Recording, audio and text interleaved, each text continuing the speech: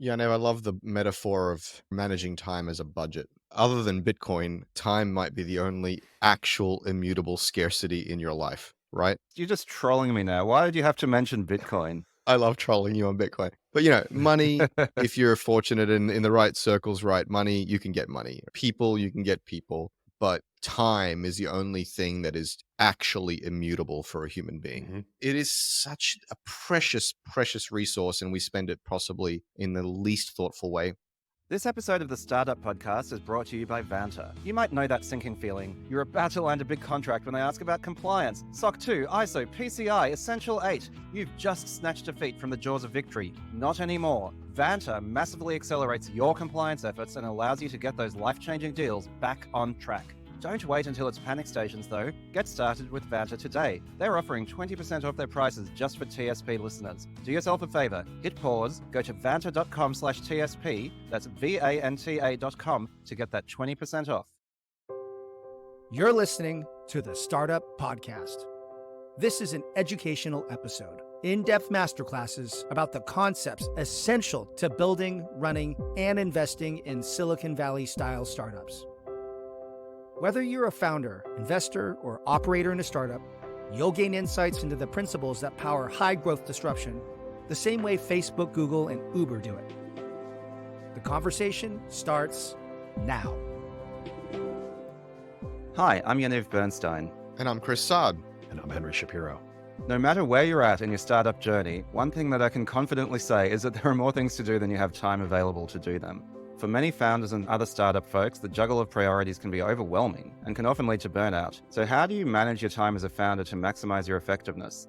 Joining us to discuss this topic is Henry Shapiro. Henry has had a stellar career, most recently as VP of Product Management at software observability platform New Relic. For the past few years, Henry has been co-founder and COO at Reclaim AI. Reclaim is an AI-powered calendar assistant and time orchestration platform. As a founder who builds a product that helps other people manage their time and priorities, Henry is a perfect person to discuss today's topic.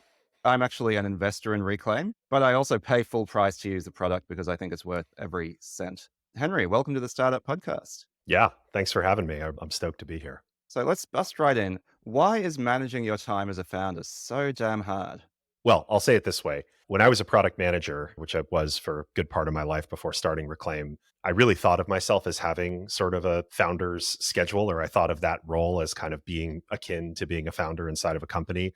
As I've gone through my own founder's journey, I've learned that there's a whole bunch of new hard problems of being a founder that I didn't have any familiarity with as a PM. But I will say that I believe that actually what's challenging for founders in managing their time is not entirely dissimilar from other roles that you see inside of companies, which I'll sort of describe as almost like hub roles. Like if you're in a role where you have to interface with every single person in the company and sort of be in one way or another involved in kind of every department or every facet of what's happening, the reality is there's always going to be more demands for your time than you have ability to fulfill it. Whether you're a founder or a product manager or a sales leader or any of those roles that sort of fit into that category, I think that's the first major problem is just constraints. You have lots and lots of people who, for good reason, sort of need and desire time from you. And that just eats away at your ability to command and control where you spend your time. Inevitably, when people talk about productivity and time management, what I find sort of frustrating about that entire industry, if you want to call it that, is so often is operating in almost this like vacuum where we're imagining a calendar that is 100% empty and that has zero political or social constraints or corporate demands or any other sorts of like things weighing on people. And it sort of imagines that it's just as easy as saying, oh, we'll just go block out all your time and make the time you need. But one of the things we think a lot about and have thought a lot about over the last 5 years as we've developed Reclaim and thought about a lot when we were product managers trying to do it ourselves on our own calendars was how do you bridge the gap between where you want to spend your time and the constraints, some of which are potentially immovable. And so I think really problem number one is just the number of things that are competing for your attention. I think the second problem, and again, I don't think this is entirely specific to founders, but I do think founders have it in spades, is just the cost of interruptions. Carnegie Mellon, I think, did a study on this some number of years ago where they looked at the cognitive replacement cost of a single interruption for an engineer. And I think they found something along the lines of 20% of your cognitive ability is lost every time you get interrupted. And it takes you about 20 minutes to get back on track. in our own data, we found that people are getting interrupted about 32 times a day on average. So you add all of that up, especially for a founder who's getting pinged on Slack and pinged on email all day, it can really drive a lot of, you start a project, you pick it up and you can't finish it, or you get interrupted halfway through. But those are really the two things that I think of as being, again, not totally unique to founders, but I think that are very exacerbated within founders. Especially when you're a first-time founder, everything can feel urgent, everything can feel important, everything can feel life or death, and no one else seems to get it, or at least care as much as you care. And it turns out only a few things actually matter at any given week or at any given quarter. And so knowing what to focus on, what actually matters at that stage and at that moment is perhaps the art and the science of it, right? We're used to being busy. And sometimes being busy is kind of like a badge of pride that we have. Like, oh, how's work? Oh, man, so busy. Like, aren't I important? And it's maybe even a trauma from childhood, right? It's like your parents were always busy and that seemed like what adulting was, right? But we never say, man, I've been very productive, even though I only spent 4 hours today doing stuff. We don't slap each other on the back saying, good on you. You got all your stuff done in just a few hours today. I think that's part of the reason, Yaniv, to answer your question, like, why is it so hard to manage your time? It's upstream. It's hard to know what matters at any given week or month for your startup so that you don't die and minimize opportunity cost.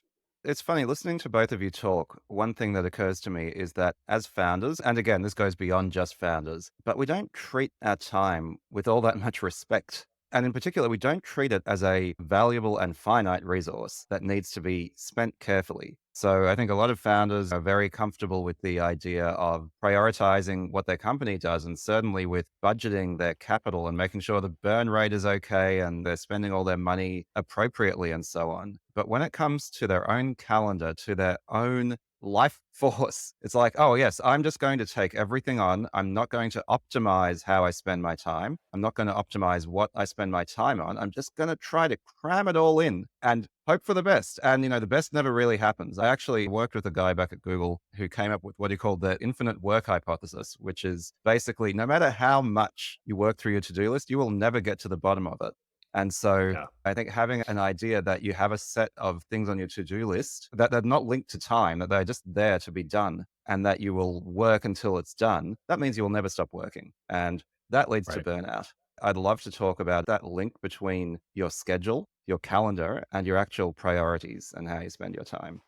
Yeah, calendars are funny because I think if you're in an organization or even just a busy professional in general, particularly inside of a startup, is those systems really haven't undergone any type of evolution in the last like 20 or 30 years. They've basically operated almost precisely the same way for as long as we've all been working in professional environments. They're databases of times and places we're supposed to be. And people and organizations don't really pay a lot of attention to them. Like they're kind of this like treadmill that we all sort of wake up and accept. And as the company grows and as things get more complex, like when you first start a company for the very first time, when Patrick and I first started Reclaim, our calendars were totally empty. We had nothing on our calendars. We truly were starting from zero. And as the company grew and as our customer base grew and as our problems grew, my calendar looks a lot more similar to how it looked like at New Relic. And even at a really, actually pretty small scale, companies start to see this sort of drift between what's on the schedule and what actually matters to people. And so it's actually kind of this fascinating thing where people just sort of accept that there's this debt they're kind of carrying around week to week.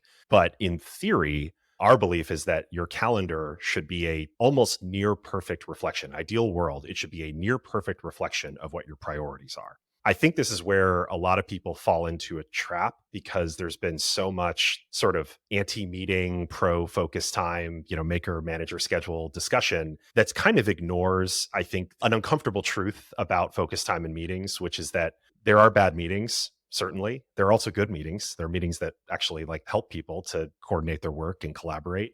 There's also such a thing as bad focus time. There's focus time that's not directed towards any particular goal. There's people who kind of go through their calendar and lovingly block out every single free space to try to like make themselves feel like they're going heads down, but they don't really have a plan for that time. And it actually sort of hurts their ability to use their calendar as a real portrayal of what they want to get done. And so I believe, like, first and foremost, I think an exercise that everyone could go and do, irrespective of what methodology you ascribe to, whether you're like a get things done person or a Pomodoro person, or like, those are all to me like means to an end. No matter what you sort of ascribe to, I think the best thing you could do is just look at your calendar every single week and ask yourself, does this fit with like the top 3 to 5 things that I'm trying to get done?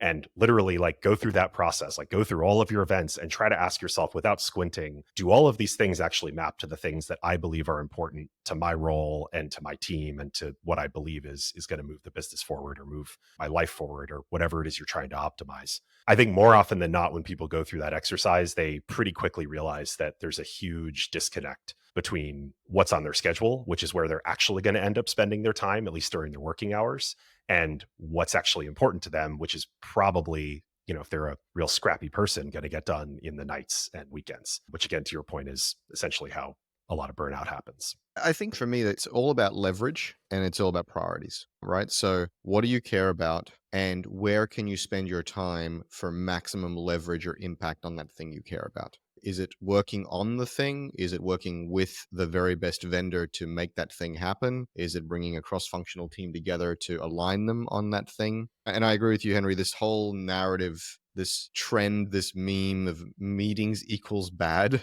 it's so tiresome. It's one of these religions and fads that have come out of nowhere because someone somewhere, maybe it's probably 37 Signals because they have all sorts of bad ideas. Someone somewhere decided that meetings is bad and it propagated Shots fired. Oh, dude, Yeah. those guys have so many mind viruses that have infected everybody, and yet they've missed every major opportunity in the world. Oh boy. And so I'm pleading the fifth. I don't know why people even listen to that guy.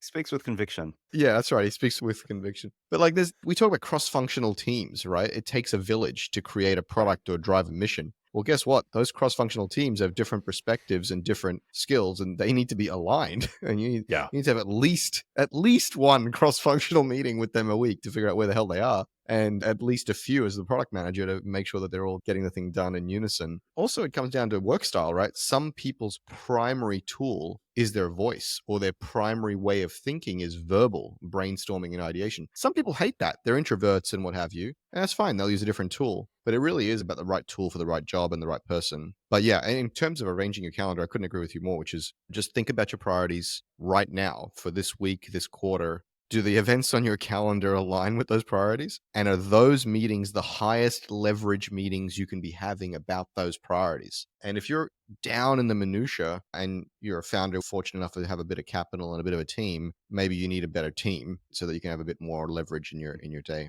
I mean, one thing that I was thinking about is, again, that analogy, Henry, between your time and a financial budget. And there's that old adage, time is money, and you talk about spending time. So it's there in our language, and yet we don't think of it that way. And the way I would nearly characterize it is we have two approaches that can be pretty broken. One is I'm just going to work on something that's right in front of me. And that's like the person who just has money and just spends it on what they like impulsively. And obviously that's not a good way to run your finances. And then you have the to-do list. And I was thinking, what's a to-do list? A to-do list is a wish list. A to-do list is, let's say, I'm sitting here and what are all the things I'd like to buy? And then the way you work through your to-do list is you just start buying things until you run out of money. Right. That's also a pretty dumb way to do things. So what is your calendar? Your calendar is your budget. This is a plan for how you're going to spend your time. And I think for founders who are putting so much of their heart and soul into everything they do, not to budget their time, not to actually be thoughtful and mindful about how they use their time is just such a huge missed opportunity.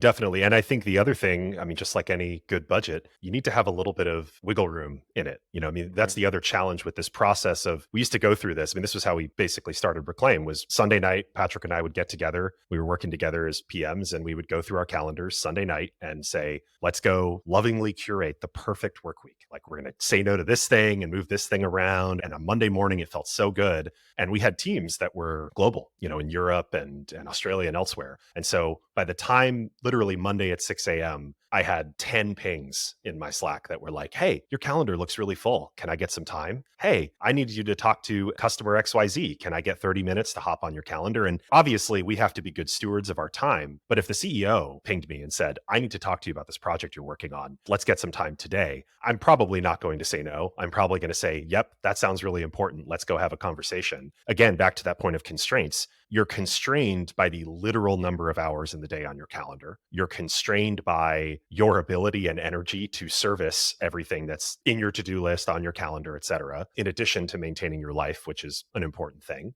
But then you're also constrained, I think, to some degree by this is something, again, I think that doesn't get enough attention. The sort of like somewhat social and political war that is waged and won in the calendar, which is about, you see it in these sort of discussions around how rude is it to send a scheduling link to someone versus to send times, and how rude is it to RSVP maybe to a meeting. Like there's all these little cues that we're taking, and it is a kind of social network in effect. But I do think that you always have to have, and this is, I think, particularly important for founders, and probably the number one thing I've learned is you do not want to be at 100% capacity on your budget. That is a bad idea because Monday's going to roll around and you will need that capacity. I don't know how much capacity you're going to need. Some weeks it may be more than others, but you need to give yourself some ability to be spontaneous because opportunities will come up, constraints and inbound demands will come up, and stuff will happen.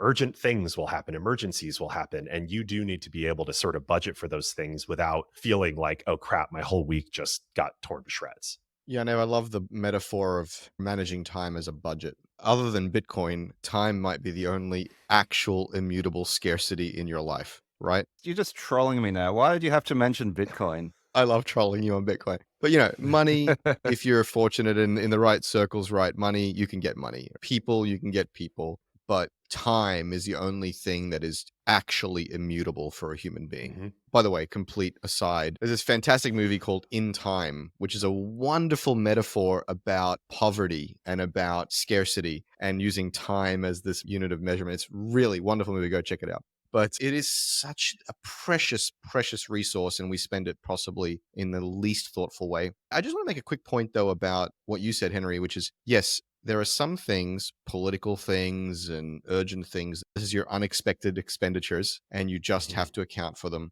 But if we're talking about time management more broadly, I do find product managers especially, but CEOs and other leaders don't spend enough time thinking about mitigating that thrash upstream. And so they allow dumb requirements, they allow dumb questions, they allow dumb meetings onto their calendar. Even customer support, they allow dumb tickets, and they don't take a moment and say, I will respond to that with a document or a deck or a resource that I can then refer people to from that point forward. And it's actually sometimes worse than that. They'll create the document or the deck or the resource, and when someone asks the question somewhat slightly differently, or they ask the question They'll make again, a whole new one. they make a whole new one. I remind my founders and my product managers, like, just send them the roadmap again.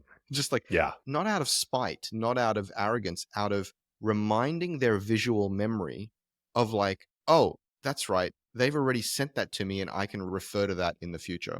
This episode of the Startup Podcast is brought to you by Vanta. The team at Vanta are passionate about helping you secure your business. By vastly cutting down on the time to get compliant with frameworks like ISO 27001, SOC 2, and Essential 8, Vanta lets you close deals, sleep better at night, and get back to building your product. Help yourself and help the podcast by going to vanta.com/TSP for an exclusive 20% off deal. I'm very interested to talk about tools for time management. And I mean, partly because obviously I'm interested in this space generally from a software standpoint, but also because I don't know if you saw Nir Eyal's interview with Lenny Rachitsky recently. We've actually had Nir Eyal on our podcast a couple of times. No way. Oh, that's awesome. Yeah. And it was so interesting because I watched it. And on the one hand, like, I love Nir. We've met with him before. He's a brilliant guy and has just so much to say about this space that I think is really, really interesting. But I feel like there is sometimes this kind of like, just do it sort of mentality with time blocking, as if we couldn't figure out before how to like just put long stretches of events on our calendars. And I think there's this whole part of why I think about this sort of idea of like wiggle room in your budget or flexibility is the reason people don't do this, or the reason they burn out on that process, is primarily because there's only so many Sunday nights you can do it before you realize it's kind of pointless because Monday morning rolls around and everything seems to be chaos. Yeah. So I think there's some interesting discussion around just like, Why don't people do this? What are the things that keep people from doing this in reality? The analogy I was going to draw was with health and fitness. Right, exactly. You can listen to all these podcasts and, it's very popular at the moment, right? How to optimize your macros and this and that, and like what's the best workout routine and everything. And then in a lot of the advice, you listen to dozens of hours of content. You're like, oh, okay. So what you should do is you should sleep well and you should eat healthy food, do some exercise, and not drink alcohol, whatever. It's like everyone knows this stuff. It's not very interesting. There's actually nothing new. They put a whole sort of scientific veneer around. It's like, yeah, eat lots of vegetables, don't eat too. Anyway, all of this stuff. And it's like the problem is not the knowledge, it's the psychology. And that's actually the interesting bit, right? It's how do you make it happen in your actual life? 100%. And I think that metaphor is perfect because I've been noticing recently, I don't know if you've noticed this as well, every single year for the last 20 years, they have lowered the bar on how long of a walk you need to take to not die early in life. I think when I was a kid, it used to be like, go for a walk for an hour every day, and that'll prevent type 2 diabetes and arthritis and all this other stuff. One thing I've noticed over the past decade or two is every single year the stat comes out that says, walk this many minutes a day and you'll live longer. And I think the most recent editorial that I saw in the New York Times was like 10 minutes. It's like literally just go outside for 10 minutes and walk around the block. And here's all this research that suggests you'll live 3 years longer. And there's like all this incredible amount of value from just doing something little. And I think that's what's so challenging, to use the metaphor about fitness, is that there's almost such an obsession with it. And there's such an obsession with perfecting it or optimizing it when everyone else is like, I really actually need a pretty low bar for what I can do to like introduce this habit very gently into my life so that I start actually sticking to it and getting addicted to it. And I think time management and calendaring is a kind of similar skill set where I've seen people do this. I mean, both our own users who get really excited about Reclaim and like totally overdo it in the beginning and sort of burn themselves out on it. And I've seen it with people manually managing their own calendar, which is they just take on this sort of incredible burden of, I'm going to become like a master and commander of my schedule. And they don't realize that that's actually kind of like a full-time job. Like it's a big undertaking to do that. And to your point, Chris, it also probably is going to start pulling on the thread of shit. There's probably a bunch of upstream stuff I'm not doing here. Like it's going to promote all this anxiety. It's going to bring out all this like stuff in you that can be really stressful and really like energy sapping. So yeah, I think that's a really astute metaphor in the same way, because I do feel like so much of this time management productivity philosophy is so focused on, well, just do this thing. Just do this one thing. It's not that hard. Like it's not that hard to go time block out. Make your calendar a to-do list. It's really simple. The reality of what our lives look like just oftentimes doesn't make that maintainable. You can get it done in a small window of time, but then time rolls over and suddenly it's not that way anymore.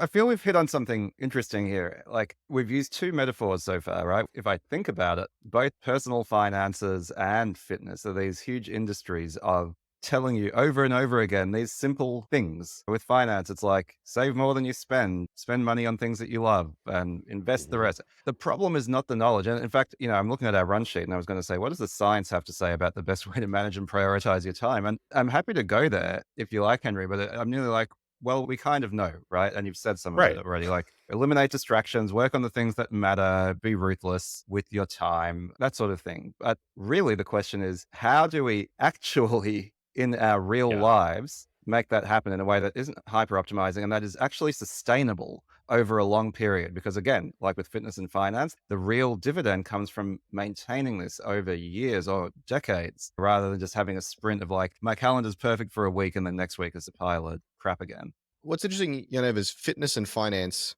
both benefit greatly from coaches, third-party service providers that hold you accountable, whether it's an accountant or financial manager, or it's a fitness coach and personal trainer. You've described on your website, Henry, Reclaim as like your AI calendar. And to be frank, I have not used it, right? And so what I'm curious about is, how do you guys think about AI perhaps potentially acting as that real-time fitness counter for your budget of time, to mix all the metaphors? We're kind of getting into, I'd say, what's different about calendars relative to, say, fitness or finances. We have all sorts of great tools that actually know a fair bit about us. I mean, literally, like this thing. I've got biometrics coming out of my watch that can tell me all sorts of information about how I'm doing and how much I've exercised today, and has all sorts of little nudges to keep me accountable. Budget tracking software operates the same way. I think people get really caught up in this idea that like the calendar sucks. Calendar just sucks. And I don't think it's actually the calendar. I think it's scheduling. And maybe people are sort of conflating that idea, but they're really two separate concepts. With email, there's thousands of things to triage every day. That's why email sucks. Email sucks because it's wading through a sea of just like crap.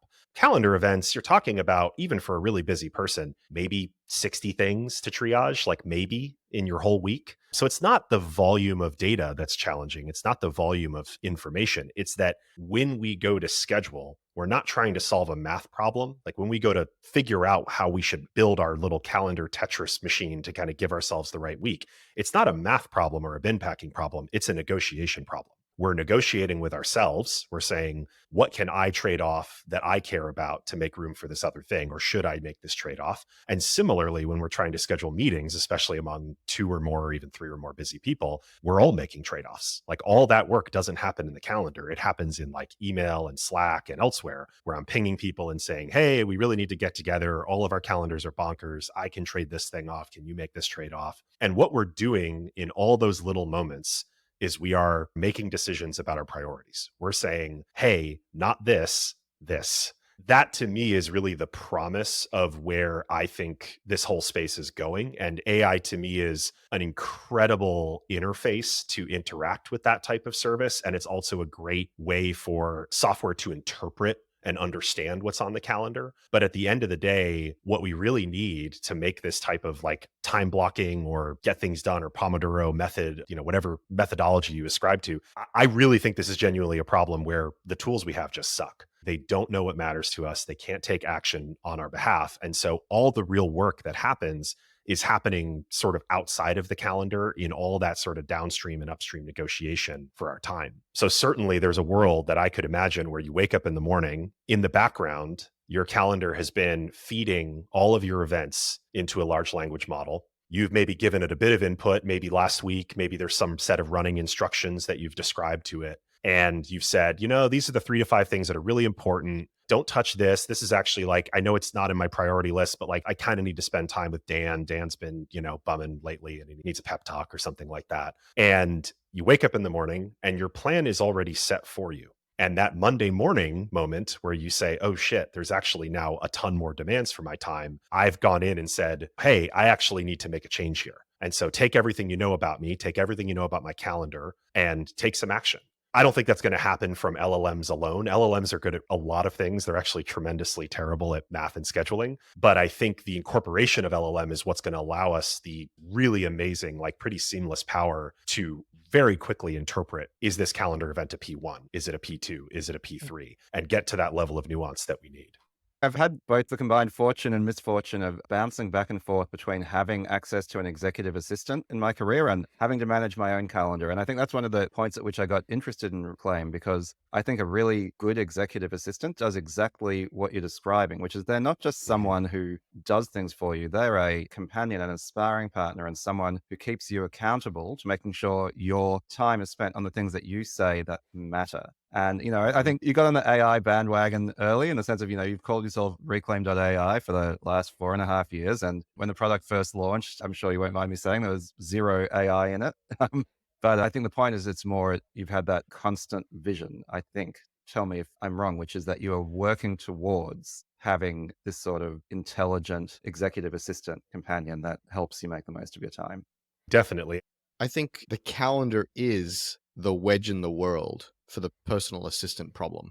And I think it's really brilliant of you to have started there and to focus there. We have a lot of founders listening to this podcast and other startup folks. And as with the fitness problem, right? You said, oh, now the advice is like people are being told, well, just at least try to walk for 10 minutes a day, right? So I think similarly, if you're sitting there going, my calendar is cactus, my priorities are not reflected in it, it's all a giant mess and I'm stressed and I'm approaching burnout. What's one thing a person, in your opinion, should start doing today that is not perfection, that is progress, and that is something that is easy to turn into a sustainable habit?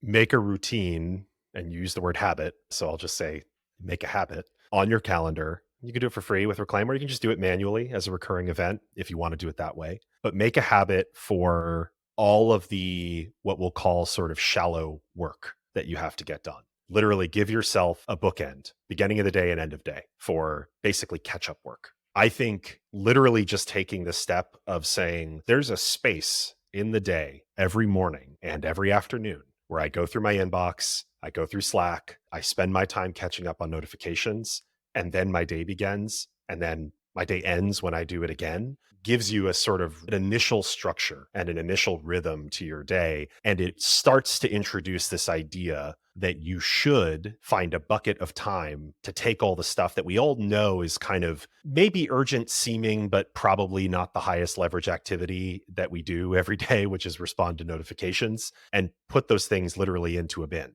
That to me is the very first thing I would advise people to do.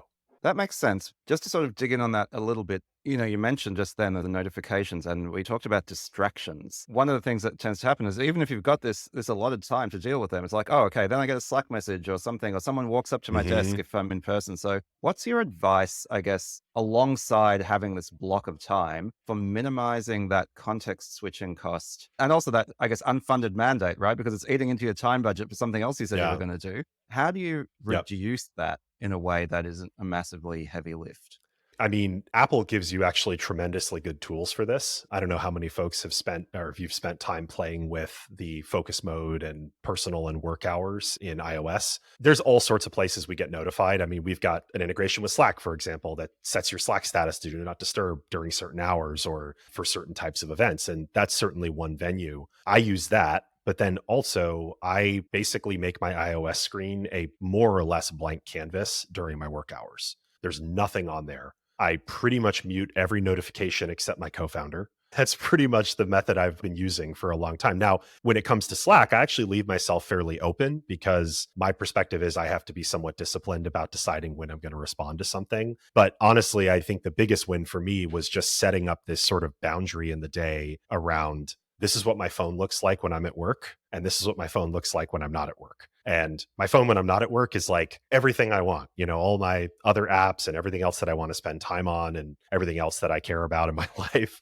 But my work phone looks basically like a blank home screen. That's pretty much my go-to. We got similar advice from Nirial, who we talked about him briefly before. Henry has also been on the podcast, and we talked about using tools, but it's also about making sure that all the tools that are actually not serving you, that are distracting you, are actually put away. Well, Henry, this has been a fantastic conversation. I think our listeners will get a lot out of this. I'm sure we all struggle with this. And again, like with health and fitness, the aim here is not perfection. The aim is to get a little bit better and then to continue to get better and to use whatever tools that are at your disposal to do that. So I don't want people listening to this to despair. It's a really tough problem, but even small incremental improvements can yield really big results. So thanks for the discussion. Thank you guys. It was great. So Henry, for folks who've been listening to this, they'd like to hear more from you. Where can they find you online? You can find me on Twitter at nah_serious, NAH_serious, and also on LinkedIn at my name, Henry Shapiro. And then, of course, you can check out Reclaim and the company we've been working on for a while at reclaim.ai. And I understand you actually got a little discount that you're willing to offer to TSP listeners. Yeah, absolutely. Yeah, you can use promo code TSP and you can get 20% off your first year of Reclaim. All right. Well, thanks again, Henry. It's been a pleasure. Have a good one. Thanks so much for doing this, Henry. Absolutely. Thank you. Really appreciate it.